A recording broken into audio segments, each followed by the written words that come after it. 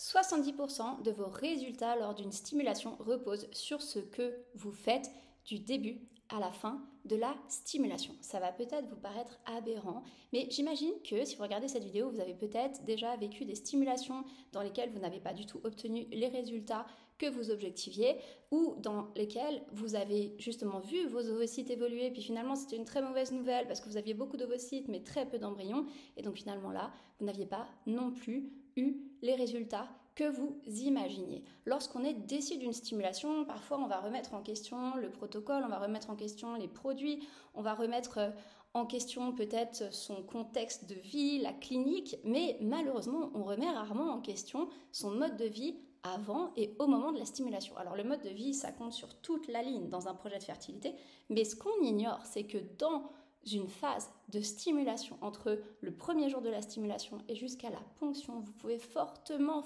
influencer vos résultats.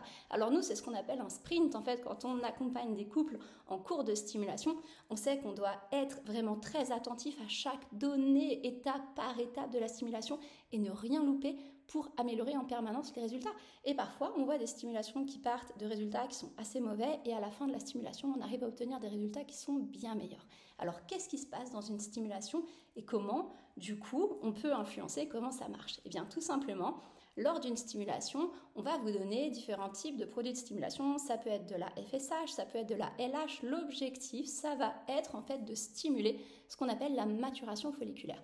Vos follicules vont se mettre à grandir, ils vont quasiment tous être préservés parce qu'au début d'un cycle, on a beaucoup de follicules, puis au fur et à mesure d'un cycle naturel, ils s'épurent. Lors d'une stimulation, la quasi-totalité des follicules vont être préservés et vont se mettre à maturer.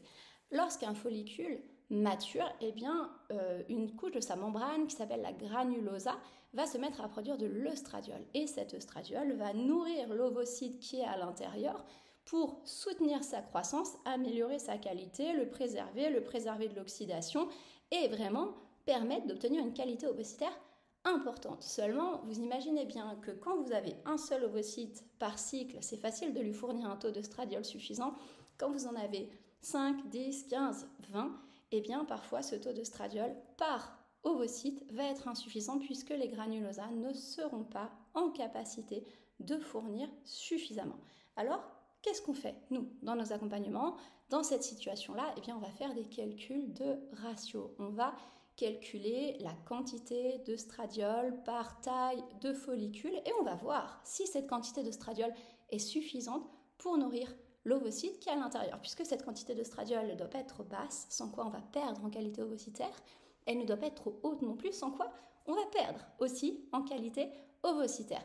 Donc, en fait, on oublie souvent cet élément. Quand on parle de la qualité ovocytaire, on a l'impression que c'est une chose qui est là depuis le début de notre vie et qui sera là jusqu'à la fin de notre vie. Mais la réalité, c'est que la qualité de vos ovocytes, vous pouvez l'améliorer pendant votre protocole de stimulation au cours de votre stimulation. Et donc, du coup, ça permet d'avoir des actions rapides qui vont donner des résultats pas tout à fait immédiats, mais en tout cas très rapides. Tous ces éléments-là, je survole un petit peu le sujet parce que c'est un sujet qui est passionnant, qui est important.